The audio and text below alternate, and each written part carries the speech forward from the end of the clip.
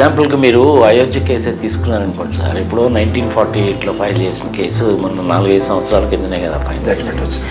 చిన్నగా 70 సంవత్సరాలు. అది కూడా ఏంటి, కేవలము 2 ఎకరాల 77 సెంట్లకి సంబంధించిన భూమికి సంబంధించినటువంటి వివాదం. అది ఇన్ని సంవత్సరాలు ఎందుకు పడుతుంది సార్ అసలు జడ్జిమెంట్స్కి? కారణం ఏంటి?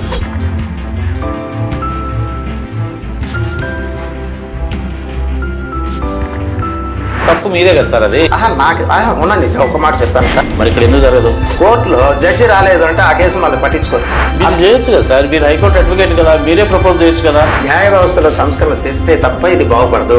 తప్పించుకునే ఎవరాలు నా దగ్గర చెప్పకండి సార్. గవర్నమెంట్ చేయాల్సిన పని ఒక అడ్వకేట్ అడిగినా, అడ్వకేట్ల సంఘాలు అడిగినా జరగదు. జరగడం లేదంటే జరగడం లేదని చెప్పి సమస్య చెప్తున్నారు కానీ సొల్యూషన్ చెప్పడం లేదండి మోహన్ గారు. అయ్యో సార్, పార్లమెంట్ లో ఎంపీలు అడగాలి, నిలదీసి అడగాలి. ఒక ఎంపీ కూడా న్యాయ వ్యవస్థ గురించి క్వశ్చనే చేయడు. చేయట్లేదు మీరు. ఎందుకంటే ఎక్కువ మంది ఎంపీలు క్రిమినల్స్ ఉన్నారు ఇప్పుడు. ఇంకా మీరు సమాజానికి ఏమి సేవ చేస్తారు, మీరేం జనాలకి ఏమి న్యాయం చేస్తారు సార్ చెప్పండి. చంద్రబాబు నాయుడు 371 కోట్ల స్కామ్కి లోతురాకి ఎంత ఇచ్చుకుంటారు బిట్వీన్ యూ అండి, ప్రజలు కూడా తెలుసు. అబౌట్ 1 crore per hour అని చెప్పుకోవడం జరిగింది. రామోజీరావు గారి కేసే ఉంది సార్, 2005లో వచ్చిన కేసు. ఎందుకు ఇంత సేపు డిలే చేస్తారు? తెలుగుదేశం పార్టీ రూలింగ్ లో సుదీర్ఘకాలం ఉన్నప్పుడు వీళ్ళు నయానా భయాన ఎక్కువ మంది దీంట్లో ఇన్వెస్ట్మెంట్ చేశారు. ఇందువల్ల ఇది బయట రాదు. ఇన్కమ్ ట్యాక్స్ డిపార్ట్మెంట్కి శక్తి లేదు. వాళ్ళు ఎట్లా బెండ్ చేస్తున్నారు రూలింగ్ పార్టీని అడ్డం పెట్టుకుని. అది అసలు కథ. Welcome to mister I channel please. ప్రస్తుతం మనం ప్రముఖ చార్టర్డ్ అకౌంటెంట్ నాగార్జున రెడ్డి గారితో సమావేశంలో ఉన్నాము. చర్చా కార్యక్రమాన్ని మొదలు పెడుతున్నాము. నేను కేఎన్ మోహన్, హైకోర్టు అడ్వకేట్ని. నా గురించి, నా సేవా సంస్థ గురించి సార్ తోటి పరిచయం చేసుకొని చర్చని ప్రారంభిస్తామండి.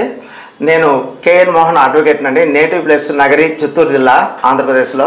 ఇక్కడే చదువులు చెన్నైలో మరియు విఆర్ లా కాలేజ్ నెల్లూరులో లా డిగ్రీ పూర్తి చేశాను. తర్వాత హైదరాబాద్లో హైకోర్టులో ప్రాక్టీస్ మొదలెట్టి ఇప్పటివరకు అదే కంటిన్యూ చేస్తున్నానండి. ప్రజలకి ఎక్కువ మందికి స్వతంత్రం రాకముందు బ్రిటిష్ వాళ్ళు ఏడిపించారు. స్వతంత్రం వచ్చిన తర్వాత మన ఇండియన్స్, మన నాయకులే మనల్ని ఏలుకుంటూ ప్రజాస్వామ్య దేశంలో ఇంకా కూడా హింసిస్తున్నారనే బాధ, ఆవేదనతో నేను ఒక సాంఘిక సేవా సంస్థను స్థాపించానండి. దాని పేరు all India Ambedkarji Mohanji justice forum అని. దీని ద్వారా నేను చెప్పదలిచింది, నేను చేయదలిచింది, నా ఆశయం అంతా ఒక సింగిల్ లైన్లో ఒకటే. A layman can rule the country if he has awareness about the law of his country. ఏ ఒక్క పౌరుడు కానీ తన దేశంలోని చట్టాలపైన అవగాహన ఉంటే అతనే దేశాన్ని ఏలుతాడు అనేది ఒక కాన్సెప్ట్ అండి. దీనికి పూర్వాపరాలు ఇంకా మా డిస్కషన్లో, చర్చా కార్యక్రమంలో ఒక్కొక్కటిగా వెలుగులోకి తెస్తున్నాను. ప్రపంచం దృష్టికి తీసుకుని రావాలని ప్రాధాయపడుతున్నానండి. నమస్తే సార్. నమస్తే అండి మోహన్ గారు. పరిచయం చేయండి సార్. నేను మిమ్మల్ని గురించి చాలా విన్నాను. నేను హైకోర్టులో ప్రాక్టీస్ చేస్తున్నానని, మీకు అటు తమిళనాడుకి, ఇటు ఆంధ్రప్రదేశ్కి అనుసంధానకర్తగా ఉంటున్నారని చాలా విన్నాను నేను. మీకు సమ్ వాలంటరీ ఆర్గనైజేషన్ స్టార్ట్ చేస్తారని. ప్రజలందరికీ కూడాను $2 బిలియన్ క్వశ్చన్స్ ఉంటాయండి మోహన్ గారు. మీ ద్వారా ప్రజలకి దాన్ని మీరు ఒకసారి వివరించి చెప్పాలి ఎందుకు. ఫస్ట్ క్వశ్చన్ ఏంటంటే, కోర్ట్స్లో జడ్జిమెంట్స్ రావడానికి 10, 15, 20, 30 సంవత్సరాలు ఎందుకు పడుతుంది? ఎగ్జాంపుల్కి మీరు అయోధ్య కేసే తీసుకున్నారనుకోండి సార్. ఇప్పుడు 1948లో ఫైల్ చేసిన కేసు మొన్న 4-5 సంవత్సరాల కిందనే కదా ఫైన్ జడ్జిమెంట్ వచ్చింది. చిన్నగా 70 సంవత్సరాలు. అది కూడా ఏంటి, కేవలము 2 ఎకరాల 77 సెంట్లకి సంబంధించిన భూమికి సంబంధించినటువంటి వివాదం. అది ఇన్ని సంవత్సరాలు ఎందుకు పడుతుంది సార్ అసలు జడ్జిమెంట్స్కి? కారణం ఏంటి? ఒక విషయం సార్, ఇప్పుడు యాక్చువల్గా లిటిగేషన్ ఉండేది ఆస్తి విలువను ఎక్కువ తక్కువ అనేది కాదు. తర్వాత ఎంతకాలము సుదీర్ఘకాలం తీసుకుంటే ఇచ్చిన జడ్జిమెంట్ వల్ల విలువ కూడా పోతుంది. అంతలోపల వ్యక్తిగత ఆస్తుల మీద అయితే వ్యక్తులే పోతున్నారు, వారసులు కూడా ఆస్తిని అనుభవించలేని పరిస్థితుల్లో దిగజారిపోతున్నారు. ఇది న్యాయ వ్యవస్థలో ఉండే ఒక లోపం. ఆ లోపం దానికి పూర్వాపరాలు చాలా ఉన్నాయి. మనం ఇప్పుడుండే అధికార పార్టీ వాళ్ళను ఎవరినో విమర్శిస్తే సరిపోదు. ఇది సంస్థాగతంగా మార్పులు రావాలి. ఇప్పుడు మన పివి నరసింహారావు గారు ప్రైమ్ మినిస్టర్గా ఉంటూ చాలా దైనందిన పరిస్థితిలో ఉన్న మన భారతదేశపు ఆర్థిక వ్యవస్థని ఆర్థిక సంస్కరణలు తేవడం ద్వారా ఎట్లా డెవలప్ చేసి ఒక నార్మల్ పొజిషన్కి తెచ్చారో ఆ విధంగా న్యాయ వ్యవస్థలో ఇంతవరకు మా సంస్కరణలు తేనేలేదు. న్యాయ వ్యవస్థలో సంస్కరణ తెస్తే తప్ప ఇది బాగుపడదు. రెండోది, న్యాయ వ్యవస్థలో సంస్కరణలు అంటే అది మామూలు విషయం కాదు. చాలా లోతుల్లోకి డైరెక్ట్గా ఇండైరెక్ట్గా అదిం పెట్టేవాళ్ళు వద్దనే వాళ్ళు ఎక్కువ ఉంటున్నారు. కాబట్టి ఇది ఇంతవరకు సాధ్యం కాకపోయింది. అది ప్రజలకి ఇంత డీప్గా విషయాలు తెలియకపోవడం కూడా ఒక పెద్ద సమస్య. అందులో భారతదేశంలో ఎక్కువ మంది చదివిన వాళ్ళు లేరు. ఇప్పుడు ప్రస్తుత దశాబ్దంలో ఎక్కువ మంది చదివిన వాళ్ళు ఉన్నారు కనుక ఇంక మీదట దానికి కూడా ఒక దారి చూపిస్తాం. తర్వాత ఒక మేధావులుగా ఉన్న వాళ్ళు కానీ, మీలాంటి చార్టర్డ్ అకౌంటెంట్స్ కానీ, అడ్వకేట్స్ కానీ సమాజానికి మంచి చెడులు చర్చించాలి, సమాజానికి వాళ్ళ యొక్క సందేశాలు పంపించాలి. అట్లా కాకుండా ఎవరో అధికారంలో ఉన్నాడు వాడు వీడు అని చెప్పి వాళ్ళు ఏదో మాట్లాడింది వాళ్ళకి విషయాలే తెలియని వాళ్ళు ఏదో చెప్తే దాన్నే అడ్వైస్గా తీసుకునో లేకపోతే అదే ఉపదేశంగా తీసుకొని ప్రజలు మభ్యపెట్టబడే స్థాయిలో కృంగి కుసించిపోతున్నారండి. దీనికి న్యాయ వ్యవస్థలు ఇప్పుడు చార్టర్డ్ అకౌంటెంట్ గారు, మీరు మీ ప్రొఫెషన్లో బాగా మీకు ఎక్స్పీరియన్స్ ఉంది. ఒక చిన్న వ్యాపారం చేసేవాడు సొంత డబ్బులతోటి ఇన్వెస్ట్మెంట్ చేసి ఒక చిన్న స్థాయి వ్యాపారం చేసిన వాళ్ళ తల్లిదండ్రులు పెట్టిన ఆస్తినో ఇల్లు వాకిలో అమ్మి పెట్టుబడి పెట్టి చేస్తాడు. ఆ తర్వాత అతని పైన ఇన్కమ్ ట్యాక్స్ వసూలు చేయడానికి కోసము ప్రభుత్వం ఏం చేస్తుంది అని అంటే, మీరే ఒక సిఏ దగ్గర ఆడిట్ చేసి ఇన్కమ్ ట్యాక్స్ రూల్స్ ప్రకారం అన్ని కరెక్ట్గా ఉందా లేదా, మీ ట్రయల్ బ్యాలెన్స్ షీట్లో అని చెప్పి కరెక్ట్గా ఇన్కమ్ ట్యాక్స్ వసూలు చేసుకుంటుంది. ఇన్కమ్ ట్యాక్స్ వసూలు చేయడానికి అది లెక్కలు తనిఖీ చేయడం ఇన్కమ్ ట్యాక్స్ డిపార్ట్మెంట్ చేయాలి. కానీ అది కూడా ప్రజల ఎత్తున రుద్ది వీళ్ళు తప్పించుకొని అంత బాధ్యత లేకుండా గవర్నమెంట్ జరుగుతూ ఉంది. దీన్ని ఇంతవరకు ఎవరు కూడా ఖండించలేదు సార్. అదేవిధంగా న్యాయ వ్యవస్థలో కూడా కొన్ని లోపాలు మామూలుగా లేదు, చెప్పుకునేదానికి చాలా అసహ్యంగా కూడా ఉంటుందని నేను ఒక అడ్వకేట్గా 20 ఏళ్ళ నా ప్రొఫెషన్లో చూసిన వ్యవహారాలను బట్టి కరాఖండిగా చెప్తానండి. దీనికి ఆడిట్ సొంత డబ్బులతో బ్యాంకు లోను కానీ ఇంకొకరు ఎవరో ఇచ్చిన దాన ధర్మంతో కాదు వ్యాపారం చేసేవాళ్ళ చేతిలో ఎప్పుడూ డబ్బులు ఉంటుంది. దానివల్ల వాళ్ళు అందరి దృష్టిలో డబ్బులు ఉన్న వాళ్ళని చెప్పి ఎక్కువ మంది పేదలు ఉన్న మన దేశంలో డబ్బులు ఉండేవాళ్ళు వ్యాపారస్తులు ఇండస్ట్రీస్ని విమర్శించడం మీద పెద్దగా పెట్టుకున్నారు. కానీ నిజంగా తీసుకుంటే వ్యాపారస్తులు కూడా వాళ్ళ వంతు వాళ్ళు మామూలు మనుషుల కన్నా పేదవాళ్ళ కన్నా రాత్రి మగులు నిద్రలేని రాత్రులు అనుభవిస్తూ కష్టాలు పడుతూ టైంకి తిండి లేకుండా చేసి కష్టపడి సంపాదిస్తారు. డబ్బు సంపాదించిన ప్రతి ఒక్కరిని కూడా మన దుర్మార్గులుగానే చూపించడం చిత్రీకరించడం మామూలు అయిపోయింది మన సమాజంలో. ఇదే విధంగా న్యాయ వ్యవస్థలో అయితే ఈ ఒక జడ్జిమెంట్ ఇస్తారనుకోండి. ఇప్పుడు మీరు అన్నది ఒక దేశానికే సంబంధించినంత పెద్ద కేసు, దానికి ఇచ్చిన జడ్జిమెంట్ చాలా విలువైంది, అది చారిత్రాత్మకంగా కూడా ఉంటుంది. ఈ కేసులలో ఎందుకు ఈ జడ్జిమెంట్ ఇచ్చారు, ఎందుకు ఇంత లేట్ అయింది, రెండోది ప్రతి దేనికి ఒక కట్ ఆఫ్లో ప్రొసీజరు టైం లిమిట్స్ ఉంది లిమిటేషన్ యాక్ట్ ప్రకారం. ఆ విధంగా వీళ్ళెవరూ చేయలేదు. అంటే అది కేసు వేసిన వాళ్ళ తరపున కావచ్చు, పిటిషన్ వల్ల కావచ్చు, లేకపోతే డిఫెన్స్ వ్యక్తులు లేదా డిఫెన్స్ లాయర్ ద్వారా కూడా లేట్లు అవ్వడాలు వాయిదాలు తీసుకోవడాలని ఎవరో ఒకరి పైన దోషాన్ని తోసేసి తప్పించుకొని తిరుగుతున్నారు. కోర్టులో జడ్జి రాలేదు అంటే ఆ కేసు మళ్ళీ పట్టించుకోరు. ఒక 3 రోజులు జడ్జి లీవ్ పెడితే ఆ 3 రోజులు వచ్చిన వాయిదాదారులందరూ వచ్చి తిరుక్కొని పోవాల్సిందే.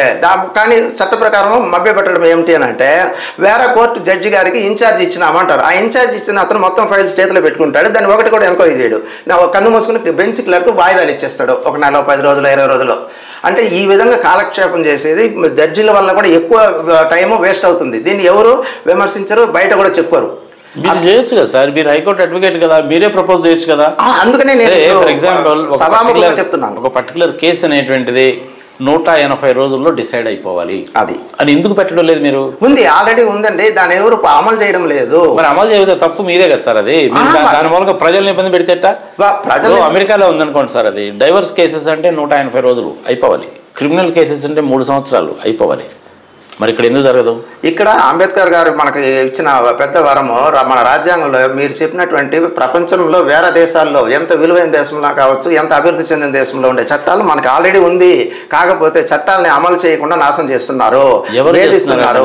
అది న్యాయ వ్యవస్థ కావచ్చు, ఆర్థిక వ్యవస్థ కావచ్చు, పోలీస్ వ్యవస్థ కావచ్చు, ఎవరు కూడా భారతదేశంలో ప్రభుత్వంలో వేరియస్ వింగ్స్ వేరియస్ డిపార్ట్మెంట్స్ ఉన్నాయి. ఎవరు కూడా చట్టాన్ని అమలు చేయడం లేదు. వాళ్ళకి ఎట్ట కావాలని అట్లా చేసుకుంటూ కాలయాపన చేయడం జరుగుతూ ఉంది. అందువల్ల ప్రజలు బాధితులు అవుతున్నారు. నేను ఒక సామాన్య మానవుడిని, నేను ఒక పర్టికులర్ ఆస్తి తగాదా కోసమో పొలం దగ్గర గెనాల దగ్గర తగాదా కోసమో వెళ్ళాను. వెళ్ళినప్పుడు నాకు 6 నెలల్లో ఈ కేసు ఫైనలైజ్ చేయండి అనేటువంటి అధికారం నాకు లేదా? లేదు సార్, ఇప్పుడు సెపరేట్గా ఎందుకు చేయట్లేదు మీరు? నాకు ఉండండి, ఒక మాట చెప్తాను సార్. చట్ట ప్రకారము ఆల్రెడీ చట్టాల్లో ఉన్నాయి. సివిల్ కేసులు 3 ఏళ్ళు కంప్లీట్ కావాలి, క్రిమినల్ కేసులు 2 ఏళ్ళు కంప్లీట్ కావాలని. కానీ నంబర్ ఆఫ్ కేసెస్ ఎక్కువ ఉంది, జడ్జెస్ తక్కువ ఉన్నారు, కోర్టు స్టాఫ్, జ్యుడిషియల్ స్టాఫ్ తక్కువ ఉన్నారని చెప్పి ఈ కారణాలు చెప్పి వీళ్ళు తప్పించుకొని తిరుగుతున్నారు. ఒకటి జడ్జెస్ నెంబర్ ఆఫ్ జడ్జెస్ పెంచమని మీరే కదా అడగాలి. మీరు ఎందుకు అడగలేదు నెంబర్ ఆఫ్ జడ్జెస్ ని? స్టాటిస్టికల్ ఇన్ఫర్మేషన్ చెప్తాను సార్, ప్రజలకు కూడా తెలుస్తుంది. దేశవ్యాప్తంగా ఇప్పుడు లోయర్ లెవెల్ దగ్గర నుంచి సుప్రీంకోర్టు వరకు 5,02,00,000 కేసులు పెండింగ్లో ఉన్నాయట. నిజం, వాస్తవం సార్. ఇప్పుడు ఉన్నటువంటి స్టాఫ్ తోటి ఆ కేసులన్నీ పరిష్కరించాలంటే 300 సంవత్సరాలు పడుతుందట. ఇంకా న్యాయం ఎక్కడ దొరుకుతుంది సార్? సుప్రీంకోర్టులోనే 70,000 కేసులు ఉన్నాయండి పెండింగ్లో, సుప్రీంకోర్టులోనే. కరెక్టే సార్, అది వాస్తవం. అందులో కూడాను మళ్ళీ క్లాసిఫికేషన్ తీస్తే 10 ఏళ్ల కంటే ఎక్కువ ఉన్న కేసులు, 20 ఏళ్ల కంటే ఎక్కువ ఉన్న కేసులు కూడా ఉన్నాయి. నిజం. నెంబర్ ఆఫ్ జడ్జెస్ని పెంచాలి. ఎవరు అడగాలి? మీరే అడగాల. పర్పస్ఫుల్గా, ఇంటెన్షనల్గా మీరు అడగడం లేదు జడ్జెస్ని పెంచమని. దీంట్లో ఒక మాట సార్, గవర్నమెంట్ పరిపాలన నిర్ణయాలు తీసుకోవడము, ఆర్థికంగా కన్కరెన్స్ ఇవ్వడం చేయాల్సింది గవర్నమెంట్. సో గవర్నమెంట్ చేయాల్సిన పని ఒక అడ్వకేట్ అడిగినా, అడ్వకేట్ల సంఘాలు అడిగినా జరగదు. అదే ప్రజలు అడిగితే జరుగుతుంది. తప్పించుకునే ఎవరాలు నా దగ్గర చెప్పకండి సార్. మీ అందరు కనుక కలిసి అడిగితే చేయరా? జరగదు. మీకు కావాల్సిన అలవెన్సెస్కి ఇన్కమ్ ట్యాక్స్ నుంచి ఎగ్జంప్షన్ తీసుకున్నప్పుడు మీ అందరు కలిసి అడిగితేనే కదా గవర్నమెంట్ చేసింది.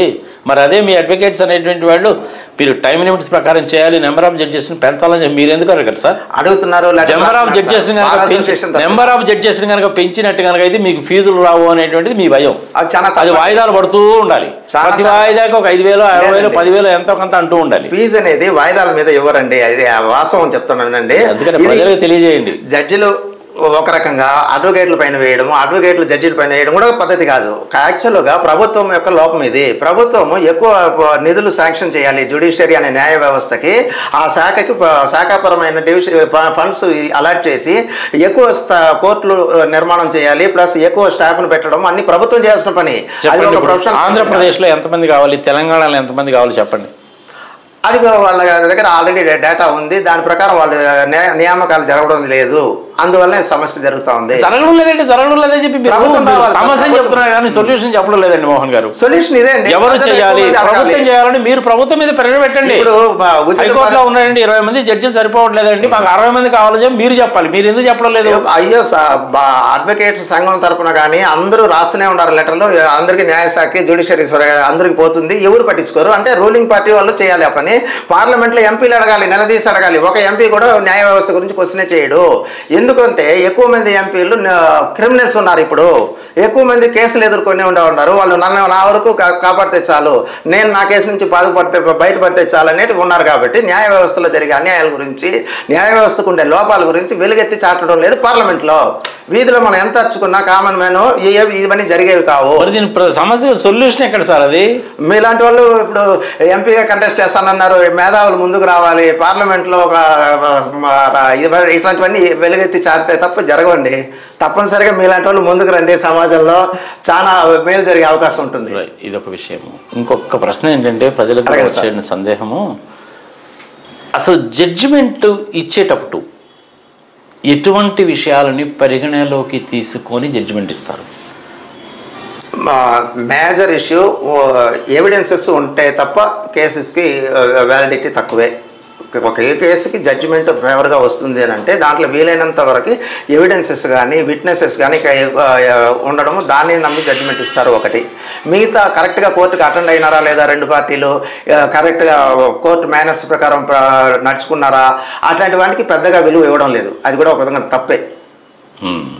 సాక్ష్యాలు ఇవ్వడం అని అంటే నిజంగా క్రైమ్ జరిగిన సీన్లో ఉన్న వ్యక్తులు కానీ అక్కడ ఉండే వ్యవహారాలు కానీ కోర్టు దాకా రావడం లేదు. వీళ్ళంతవరకు ఎక్కువ అప్పటికప్పుడు ఎవరో ఒక మనిషిని పెట్టి సినిమాలో డైరెక్టర్ ఒక యాక్టర్కి విషయాలు చెప్పి డైరెక్షన్ ఇచ్చి సినిమాలో నటింపు చేసినట్లు తప్పుడు సాక్ష్యాలు, తప్పుడు వ్యక్తులనే తీసుకొచ్చి విట్నెస్గా పెట్టిస్తున్నారు. ఇది వాస్తవం. దీన్ని బయట చెప్పుకోరు. ఎందుకని? నిజానికి కోర్టు బాగానే ఉన్నాయి, ఇటు ఎమ్మెల్యేలు బాగానే ఉన్నారు, అందరూ బాగానే ఉన్నారు. ఇదిగో ఇలాంటివే మనం ముందు పెట్టుకుంటాం. మనము కనపడే 3 సింహాలు, కనపడిన 4వ సింహము, పాడు పచ్చిబదులు స్వతంత్రం వచ్చి 75 సంవత్సరాలు అవుతా ఉంటే ఇప్పటికి కూడా మనం ఇంకా కొంచెం కూడా 1% 2% కూడా దీంట్లో సంస్కరణ తెచ్చో లేకపోతే మార్పు చేర్పులు తెచ్చో అభివృద్ధి దిశగా ప్రయాణం చేయడం లేదు. ఇదే మనం ఏలుబడిలో ఉండే రాజకీయ నాయకుల మరి ఎట్లా సార్ దీనికి సొల్యూషన్ ఎట్లా సార్? మేము కోట్ల చుట్టూ ఏడ తిరిగామండి, పనులు పెట్టుకొని సామాన్య మానవుడు కోట్ల చుట్టూ ఏడ తిరుగుతాడండి. అది ఒకటి, దానికి తగిన వ్యక్తులకు ఓట్లు వేయాలండి. ప్రజల్లో కూడా బాధ్యత లేకుండా ఎంతసేపు మేమేం చేస్తాం అంటే తప్పదు. ప్రజలు ఎంతసేపు మా కులం మా మతం ఇంత చెడు చెప్తున్నారు. మీ లాయర్స్ కానీ, అడ్వకేట్స్ కానీ, జడ్జెస్ కానీ, లేకపోతే డాక్టర్స్, ఇంజనీర్స్, ఆర్కిటెక్ట్స్, మాలాంటి చార్టర్డ్ అకౌంటెంట్ ప్రజలలోకి వెళ్ళి మీరు ఓటు వేయండి అని గట్టిగా ఎప్పుడైనా చెప్పారా? మీ గుండె మీరు చేసుకుని చెప్పండి సార్.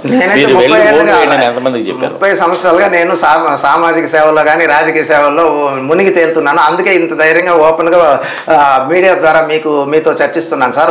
హైదరాబాద్ సిటీలో 46% పోలింగ్ అయింది సార్. ఇంకంతకంటే దరిద్రమైన విషయం ఇంకోటి ఉంటుందా? కరెక్ట్ అండి. నేను ఒక ఉదాహరణ చెప్తాను సార్, వినండి. ప్రజలు కూడా తెలుసుకోవాలి కాబట్టి చెప్తున్నాను. 100 ఓట్లు ఉన్నాయనుకోండి, అనుకుందాం 60 మంది కంటే ఎక్కువ వచ్చి ఓటేరు. అదే చాలా గొప్ప. హైదరాబాద్లోనే 60% అనుకోండి. అందులో ఒకటికి 31 వచ్చి ఇంకొకటికి 29 కనుక వస్తే 31 ఓట్లు వచ్చినట్టు గెలిచినట్టుగా. తప్పనిసరిగా ఫెయిల్ అయినోడు గెలిచినంత పాస్ అయినట్టు లెక్క ఇది. అంటే మరి 100 సీట్లలో 31 వచ్చినట్టు వాడు ఎమ్మెల్యే అయిపోతున్నాడు కదా sir. 10th class examination pass కావాలంటే నీకు మినిమం 35 మార్క్స్ కావాలి. Well side sir. మరి దీని గురించి మీరు లాయర్లు ఎప్పుడన్నా అడిగారా? మేము నిరాహార దీక్ష ఏమైనా చేశారా? ఢిల్లీకి పోయి సుప్రీంకోర్టు ముందు కానీ లేకపోతే ఢిల్లీలో ప్రైమ్ మినిస్టర్ రైనా హిల్స్ ముందు మీరు ఎప్పుడైనా కూర్చున్నారా? ప్రజల్లో చైతన్యం తీసుకొచ్చారా? న్యాయ వ్యవస్థ, న్యాయమూర్తుల వ్యవహారము, రెండోది అడ్వకేట్ల సంబంధించిన సమస్యలే మేము అడిగే పరిస్థితుల్లో లేని పరిస్థితుల్లోకి నెట్టివేయబడి ఉన్నాం సమాజం. ఇంకా మీరు సమాజానికి ఏమి సేవ చేస్తారు? మీరేం జనాలకి ఏమి న్యాయం చేస్తారు సార్? చెప్పండి. మీరు అడగాల్సింది రూలింగ్ ఏలుబడిలో ఉండే వాళ్ళు చేయాల్సింది సార్. ఇవన్నీ సంస్థాగతమైన విషయాలు. మీరు ప్రజల్లో తీసుకెళ్తేనే కదా, ప్రజలను మోటివేట్ చేస్తేనే కదా వచ్చేది. తీసుకెళ్తున్నాను సమాజంలో. అసేతు, హిమాచలం, కాశ్మీర్ వరకు నేను ఇవన్నీ చూస్తూనే ఉన్నాను. ఇవన్నీ చెప్పకండి సార్. ఇది 1 ట్యాక్స్, 1 నేషన్, కాశ్మీరు, కన్యాకుమారి, ఇవన్నీ చెప్పకండి సార్. నా సమస్యకు సొల్యూషన్ ఏంటో చెప్పండి అంతే. మీ సమస్యకి జడ్జిలు పెంచాలి అన్నారు, పెంచాలని చెప్పి ఎవరు అడగాలి? మీరు అడగాలి, మీరు అడగరు. అడిగాము సార్, అడుగుతూనే ఉన్నాము. మా సంస్థ తరపున కానీ, ఎన్జిఓ సంస్థ తరపు కానీ, బార్ అసోసియేషన్ల తరపున అడ్వకేట్స్ లెటర్స్ పంపిస్తూనే ఉన్నారు. అవన్నీ బుట్టదాకలానే. మరి దీని సమస్యకి సొల్యూషన్ ఎట్లా? ఒకటే, ప్రజల్లోనే చైతన్యం రావాలి. ఏం చేయాలంటారు? ప్రజలు ఏం చేయాలి? ఎక్కువ మంది అడగాలి. దీనివల్ల మాకు సమస్యలు రాదా? 10 సంవత్సరాలు 20 సంవత్సరాలు జడ్జిమెంట్ ఇస్తే మేము బతికేదా? మేము బతికుండే లోపల జడ్జిమెంట్ ఎందుకు ఎవరని అడగాలి. దీనికి కూడా బాధ్యత తీసుకోకపోతే ప్రజలు అన్ని చేసి వీళ్ళు పథకాలు, ఉచిత పథకాలు ఇస్తారు, ఇటు చేసి ప్రజలను పిచ్చోళ్ళ కింద లెక్క కడుతున్నారు. మీరు ప్రజలదే బాధ్యత, ప్రజలే చేయాలంటారు మీరు. ఇది తప్పు సార్. అది I don't accept for this. సొసైటీలో ఎలైట్ పొజిషన్లో ఉన్నాయండి, మీరు ఇనిషియేటివ్ తీసుకొని చేయాలి. కానీ ప్రజలు ఇబ్బంది పడుతున్నారు, మీరు అడగాలి. కానీ ప్రజల మీద 3 దశాబ్దాలుగా కొనసాగిస్తూనే ఉన్నాం మా ఉద్యమం. ఫలితం ఏంటి? ఫలితం ఏదో చూపించండి. ఇప్పుడు ఈ చర్చా కార్యక్రమంకి వచ్చినా ఏమన్నా మీడియా ద్వారా 10 మందికి తెలియజేస్తున్నాం సార్. ఇంత దూరం కూడా రాలేదు కదా ఇంతవరకు. అది కదా ఎంత హీన స్థాయిలో ఉంది, ఎంత దిగజారిపోయి ఉంది చూడండి. సో అల్టిమేట్గా మీరు చెప్పేసినది ఏంటంటే జడ్జిల్ని పెంచడము, టైం లిమిట్స్ పెట్టడము, అది ఒకటే అనేటువంటిది చెయ్యాలి. ఆ అడగడం అనేటువంటిది మేము అడగమండి, మాకు ఫీజులు ప్రజల మటుకు అడగాలండి అంటున్నారు మీరు. ఫీజులు కూడా లేదు సార్ లాయర్లకి. అసలు నిండా చెప్పాలనుకుంటే చెట్టు కింద ప్లేటర్ అని మనం కామెంట్ చేస్తుంటారు. సినిమాలు కూడా తీశారు, మీకు తెలుసు. సో కేసులు కూడా రావు. అది కూడా ఎట్లా గలీజ్గా తయారైందనంటే క్యాస్ట్ వైజ్ కేసులు ఇచ్చుకోవడం, క్యాస్ట్ వైజ్ ఆ లాయర్ని సెలెక్ట్ చేసుకోవడం, మతాల వారిగా, కులాల వారిగా ప్రజల్ని చీల్చి చెండాడేస్తుంటుంది సమాజం. దుర్మార్గ చండాలమైన సమాజం ఇది. దీంట్లో మనం మార్పులు తెచ్చేదానికి ఉద్యమిస్తున్నాం. చంద్రబాబు నాయుడు 371 కోట్ల స్కామ్కి లోద్రాకి ఎంత ఇచ్చుంటారంటారు? బిట్వీన్ యూ అండ్ మీ, ప్రజలు కూడా తెలుసు. అబౌట్ 1 crore per hour అని చెప్పుకోవడం జరిగింది. రెండోది ఇది దీనికంతా అసలు యాక్చువల్గా మీకు సుప్రీంకోర్టులో కానీ, హైకోర్టులో కానీ, లోయర్ కోర్ట్స్లో కానీ ఈ కేసుకి ఇంత ఫీజు ఛార్జ్ చేయాలనే రూల్స్ ఏమైనా ఉన్నాయా? దీనికి యాక్చువల్గా అయితే ఒక ఉంది సార్, ఫీజు రూల్స్ అనేది ఉంది. కానీ అది పాటించడం లేదు. పెద్దవాళ్ళకి ఇది ఏంటండి మోహన్ గారు, మీరు ప్రతి ఒక్కదానికి కూడాను నెంబర్ ఆఫ్ జడ్జెస్ని పెంచాలి అనేసి అంటే మేము అడుగుతున్నామంటే ఉపయోగం లేదు, ప్రజలది బాధ్యత అంటారు. ఫీజు విషయంగా వచ్చేసరికి అది మీ చేతిలో ఉన్నటువంటి దానికి చట్టాలకు రూల్స్ ఉన్నాయండి, ఎవడు పాటించడం లేదంటారు. కాదండి, చట్టాలు చేసేవాళ్ళు నీతి నిజాయితీ న్యాయం ధర్మం అని చెప్పి పోతున్న లేచి మొదలు దీన్ని చూపించి బల్ల మీద కొట్టేయండి. మీరే మాకు సంబంధం లేదంటే మాకు సంబంధం లేదండి, పబ్లిక్ తెలియజేస్తున్నాను, అసలు బాధ్యత ఉంది కాబట్టి తెలియజేస్తున్నాను. ఏందో ఈ జ్యుడిషియరీ ఎప్పుడు బాగుపడుతుంది ఏందో నాకు అర్థం కావట్లేదు.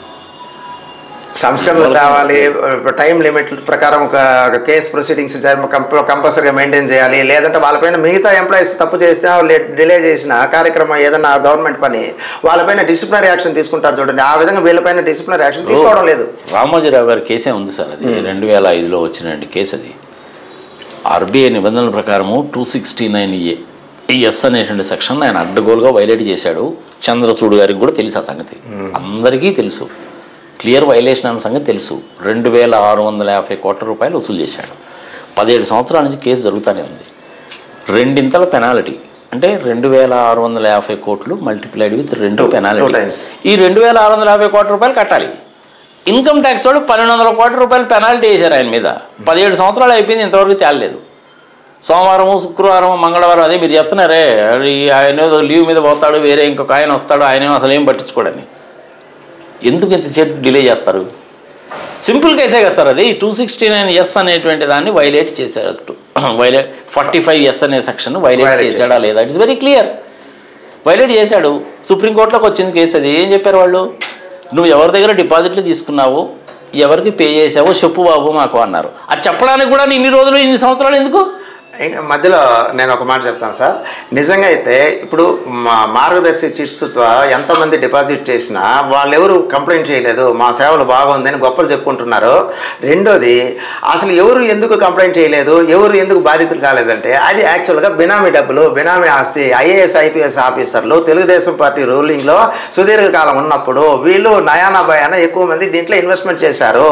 ఇందువల్ల ఇది బయట రాదు, ఇన్కమ్ ట్యాక్స్ డిపార్ట్మెంట్కి శక్తి లేదు, వాళ్ళని ఎట్టెట్న బెండ్ చేస్తున్నారు రూలింగ్ పార్టీని అడ్డం పెట్టుకుని. అది అసలు కథ.